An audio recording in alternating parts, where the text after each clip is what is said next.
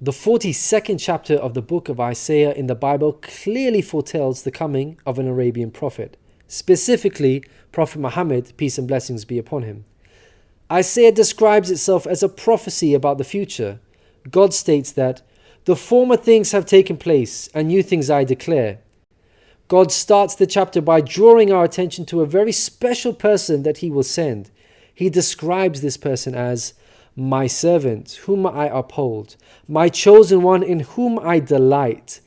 At least 3 of the names of the Prophet Muhammad are mentioned: servant, chosen one, and in whom I delight. Isaiah is originally written in Hebrew. Arabic and Hebrew share a lot of common words because they are both Semitic languages. Isaiah uses the Hebrew word ebed for servant. The Arabic word for servant is abd. Prophet Muhammad is known as God's servant. In Arabic, Abdullah.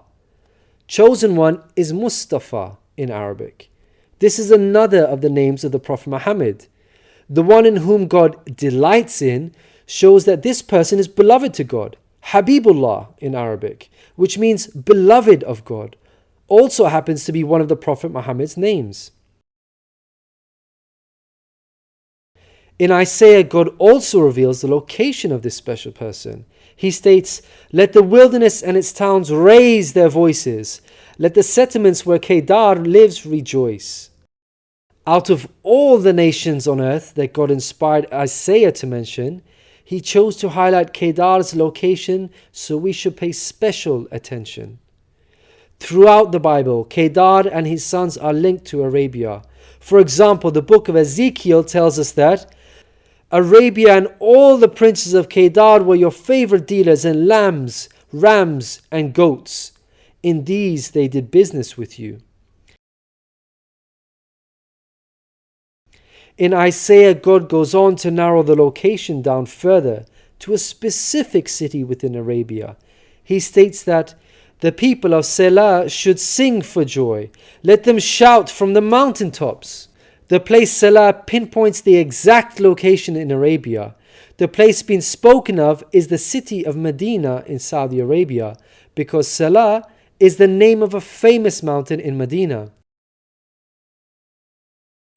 Medina was the city of the Prophet Muhammad. An important point worth mentioning is that historically we know there was a presence of various Jewish tribes in Medina before the advent of the Prophet Muhammad. Both Jewish historians and Islamic history records this fact. The question then arises, why were there numerous Jewish tribes within Medina?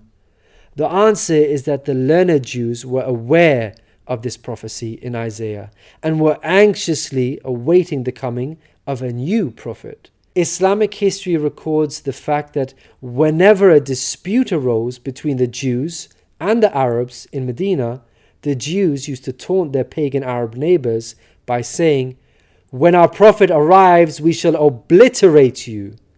The Quran also affirms this. God says, "Is it not a sign to them that the learned men of the children of Israel knew it as true?" In Isaiah, God informs us that the special person will bring something new. Mankind is told that we will sing to the Lord a new song, His praise from the ends of the earth. The statement "a new song" means a new law, a new way of worship. This is exactly what Islam represents. The emphasis on the new song here is singing the praise of God all over the earth. The Quran opens with the statement, "Praise be to God, Lord of the worlds," and is recited by Muslims all over the world during prayers every day. The new song cannot refer to Jesus because he did not bring about anything new. Rather, he confirmed the law of Moses that was already there. In the Gospel of Matthew, Jesus said, "Think not I am come to destroy the law or the prophets. I am not come to destroy, but fulfill." Jesus obeyed and followed the law of Moses throughout his life. Jesus didn't sing a new song. He sang the same song of Moses, the Torah. Moreover, the disciples of Jesus also followed the law of Moses, even after Jesus departed. In the book of Acts, we are told that the disciples looked to the Torah for guidance. For the law of Moses has been preached in every city from the earliest times.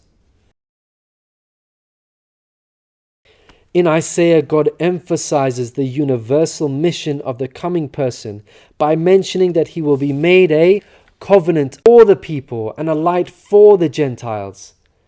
Gentiles means non-Jews. The Quran confirms the Prophet Muhammad, peace be upon him, was sent to the whole of mankind, Jews and Gentiles alike.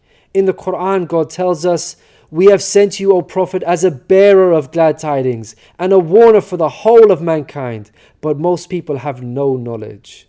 The verse in Isaiah cannot apply to Jesus, because in the Gospel of Matthew, Jesus said, "I was sent only to the lost sheep of Israel." In Isaiah, God further states that he will lead the blind by ways they have not known. Along unfamiliar paths I will guide them. The pagan Arabs at the time of the Prophet Muhammad fit this description perfectly, because they had not been sent a messenger prior to Muhammad. The Quran bears witness to this. God states that Muhammad was sent to warn a people to whom no warner has come before.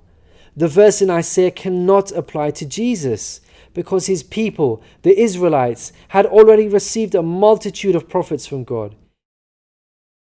In Isaiah, God emphasizes that this special person will be sent to those who trust in idols, who say to images, "You are our gods." The whole of Arabia at the start of Muhammad's prophethood consisted of idol worshippers.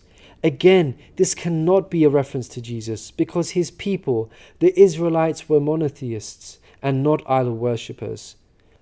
Moreover, Jesus explicitly told his disciples to stay away from the idol-worshipping Gentiles, the exact opposite of what God prophesied in Isaiah. The Gospel of Matthew tells us that these 12 Jesus sent out with the following instructions: "Do not go among the Gentiles." In Isaiah, God states that this special person will be a warrior and will go forth as a mighty man. He shall stir up jealousy like a man of war. He shall cry, yea, roar. He shall prevail against his enemies. Throughout history, God has dealt sternly with those who are sent guidance and persist in disbelief. Prophet Muhammad, peace be upon him, had to engage in many battles with the idol-worshipping enemies of God and ultimately prevailed against them. By comparison, Jesus did not triumph over his enemies. According to Christians, he was crucified by them. Moreover, Jesus wasn't interested in fighting. He was not a man of war. He was a pacifist, according to the Bible. He said such things as, "For all who draw the sword will die by the sword," and "My kingdom is not of this world. If my kingdom were of this world, then would my servants fight." In Isaiah, God gives us a list of momentous achievements for this special person.